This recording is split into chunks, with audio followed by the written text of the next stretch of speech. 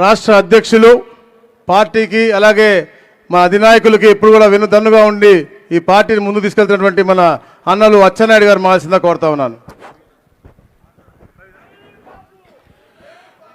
పెద్దలు, గౌరవనీయులు, మనందరి అభిమాన నాయకులు శ్రీ నారా చంద్రబాబు నాయుడు గారికి, వేదిక పైన ఉన్నటువంటి తెలుగుదేశం పార్టీ కుటుంబ పెద్దలందరికీ, ఇప్పుడే మన పార్టీ పైన, మన నాయకులు చంద్రబాబు నాయుడు గారి పైన అచంచలమైనటువంటి విశ్వాసంతో మన పార్టీలో చేరినటువంటి శాసన మండలి సభ్యులు పెద్దలు శ్రీ రామచంద్రయ్య గారు, మాజీ మంత్రివర్యులు శ్రీ దాడి వీరభద్రరావు గారు, మాజీ శాసనసభ్యులు శ్రీ ద్వారకానాథరెడ్డి గారు, ఈరోజు అనంతపురంలో పెద్ద స్థాయిలో వచ్చినటువంటి ముస్లిం మైనార్టీ నాయకులందరికీ, అదేవిధంగా పార్వతీపురం నియోజకవర్గం నుంచి పార్టీలో చేరినటువంటి నాయకులకి, అదేవిధంగా బాపట్లలో చేరినటువంటి జడ్పీటీసీ వారి అనుసూయులందరికీ కూడా రాష్ట్ర పార్టీ తరఫున సాదరంగా తెలుగుదేశం పార్టీలోకి స్వాగతం పలుకుతున్నాను. ఒకసారి మనందరం కూడా ఆలోచన చేయాలి. రాజకీయాలు కొత్త కాదు, ప్రభుత్వాలు కొత్త కాదు, శాశ్వతంగా ఉండవలసిన వాళ్ళు ప్రజలు. 4 సంవత్సరాల 7 మాసాలు అయింది సైకో జగన్మోహన్ రెడ్డి నాయకత్వంలో ఈ రాష్ట్రంలో 5 కోట్ల మంది ప్రజలు కూడా ఇబ్బంది పడుతున్నటువంటి విషయాన్ని గుర్తుపెట్టుకోవాలి. ఈరోజు తెలుగు ప్రజలందరికీ ఈ రాష్ట్ర పౌరుడిగా, తెలుగుదేశం పార్టీ అధ్యక్షుడిగా కాదు, ఈ రాష్ట్ర పౌరుడిగా ఒక విజ్ఞప్తి చేస్తున్నాను.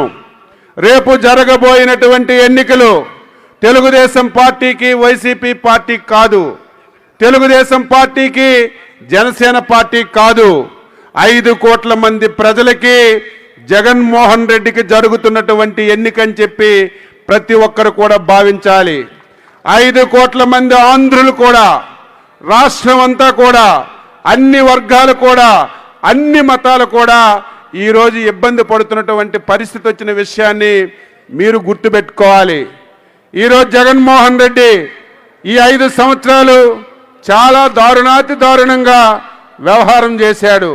ఈరోజు మళ్ళీ సభల్లో మాట్లాడుతున్నాడు. తెలుగుదేశం పార్టీ, చంద్రబాబు నాయుడు గారు ఎన్నో పార్టీలతో పొత్తు పెట్టుకుంటున్నారని, అదేవిధంగా అవకాశం వస్తే కుటుంబాల్లో చిచ్చు పెట్టడానికి కూడా ప్రయత్నం చేస్తున్నారని జగన్మోహన్ రెడ్డికి అడుగుతున్నాను.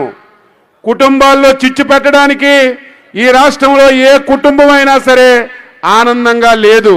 రాష్ట్రంలో అందరికీ అన్యాయం జరగనటువంటి కుటుంబం ఈ రాష్ట్రంలో లేదు. నీ వల్ల, నీ పరిపాలన వల్ల రాష్ట్రం అంతా కూడా దిగాలాగా తయారైనటువంటి విషయాన్ని గుర్తు చేస్తూ, మనందరి ధ్యేయం, నేను ఒక మాట చెప్పాను 1 సంవత్సరం ముందు, అది 100% అమలు జరుగుతుంది.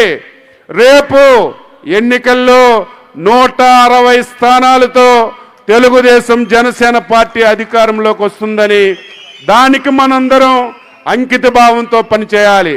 ఈరోజు తెలుగుదేశం పార్టీలో చేరిన వాళ్ళు సామాన్యులు కాదు, మేధావులు, పార్టీకి సలహాలకు ఇచ్చిన వాళ్ళు, పార్టీకి కష్టపడి పని చేసిన వాళ్ళు. ఈరోజు చాలామంది మేము ఫోన్లు ఎత్తలేకపోతున్నాం, మాకు అవకాశం ఇవ్వండి, మేము తెలుగుదేశం పార్టీలోకి వస్తాం, మేము 3 ఎమ్మెల్యేలు వస్తాం, ఒకరికి టికెట్ ఇవ్వండి అని బంపర్ ఆఫర్లతో మనకి ఈరోజు చాలామంది ఫోన్ చేస్తున్నారు. తెలుగుదేశం పార్టీ, చంద్రబాబు నాయుడు గారు తెలుపులు తెరిస్తే వైసీపీ పార్టీలో ఒక్కడ కూడా మిగలడని చెప్పి ఈ సందర్భంగా తెలియజేస్తున్నాను. జగన్మోహన్ రెడ్డికి, వైసీపీ పార్టీకి ఓడించడం జరిగిపోయింది. కానీ మళ్ళీ జగన్మోహన్ రెడ్డి లాంటి దుర్మార్గుడు రాజకీయాల్లోకి రాకుండా చేయాలి. మళ్ళీ వైసీపీ పార్టీ ఆంధ్రప్రదేశ్ రాష్ట్రంలో కనపడకుండా చేయాలి. దానికి మనందరం కూడా కలిసికట్టుగా కృషి చేద్దామని మీ అందరికీ తెలియజేస్తూ, చాలా మంది ఇన్ఛార్జీలు ఉన్నారు మాట్లాడడానికి. ఈ సమావేశం అయిన తర్వాత పక్కనే ఈరోజు స్థానిక సంస్థలు సదస్సు కూడా పెట్టుకున్నాం. దయ ఉంచి ఏమీ అనుకోకుండా ఇన్ఛార్జీలందరూ కూడా సహకరించాలని చెప్పి కోరుతూ, ఇప్పుడు మనందరి అభిమాన నాయకులు రేపు ఈ రాష్ట్రానికి కాబోయినటువంటి ముఖ్యమంత్రి శ్రీ నారా చంద్రబాబు నాయుడు గారిని మాట్లాడవలసిందిగా కోరుతున్నాను.